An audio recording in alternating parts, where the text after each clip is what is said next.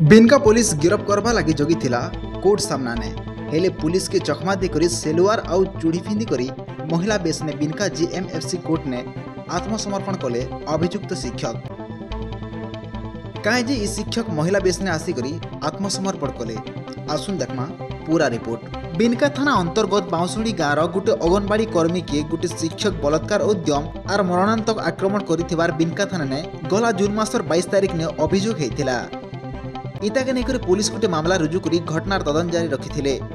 से मासर 19 तारिख बुधवार दिन प्राय रातिर 8 बजा समय ने से अंगनवाड़ी कर्मी घर के बाउंसुड़ी गाँव गोटे शिक्षक घनश्याम मोदली एकादशिया मल्लिक अंगनवाड़ी आपत्ति अभियोग अच्छे कहीकि घर के जाइए।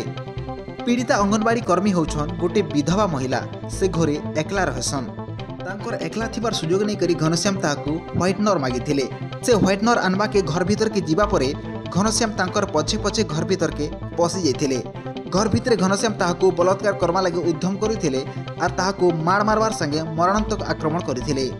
से चतुर होकर ताठानु छड़े होकर बायर आड़ू पले आसिक किलारड़ा करबार नो सेठानु दुईटा अभियुक्त फेरार मारिथिले। इ बाबद के नहीं से बिनका थाना ने लिखित अभियोग करथिले। इटा नहीं पुलिस गोटे मामला रुजु करी घटनार तदन जारी रखिथिला। हेले आज बिनका अंचल ने वर्षा लगी रही बेले रास्ता घाट सुनसान थिबार बेल के काले पुलिस धरी पकाइबार डर ने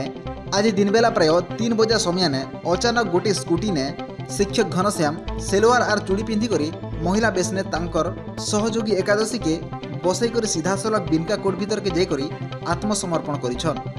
ई घटना प्रघट होगा परे से अंचल जनसाधारण ने शिक्षकों करिश्मा के नहीं आलोचना हेउछि। तेबे बिनका कोर्ट नु दुईटा अभियुक्त के जामिन मिली थिबार सूचना मिलुछि।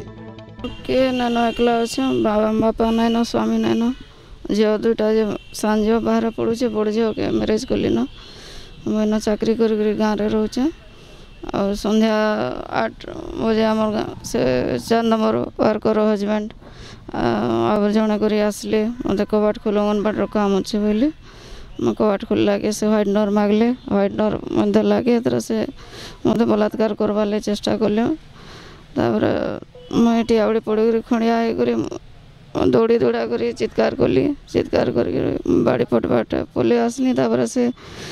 मत धमक भी देले ये कथा तु जदि कहा के कहबो बोले तो मारिदमु अंता संता और गाँव केन्ता कर चाकरी करबो तु एकला रही नहीं पारु तो किए नानो तो किए साहाଯ୍य करबा आ देखी ना मु भी बोलछन मते तापर मोर निसहाय अटे कि मुझे सबको गाँव बापा भाई मोर हिसाब बोली भाभी समान मत गाँव भी अब तक भी किए कि ना कहते से 2 जन एटा पहला मत स्टेप नेले मुझे सबको विश्वास करूली। सूचना अनुसार शिक्षक घनश्याम नकटा मुंडा गाँव स्कूल ने कार्यरत शिक्षक थिले से काम ने जोग नहीं देबा और उपरस्थ अधिकारी कथा नहीं मानबार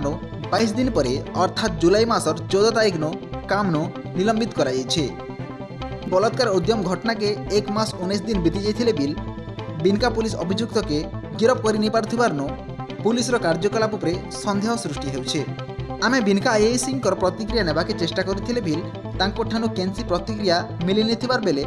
पुलिस बारंबार रेड करथिला और सेनु अभियुक्त प्रत्येक थर खसी जिबा लागि समर्थन हेतिला बोली सूचना मिलुछि।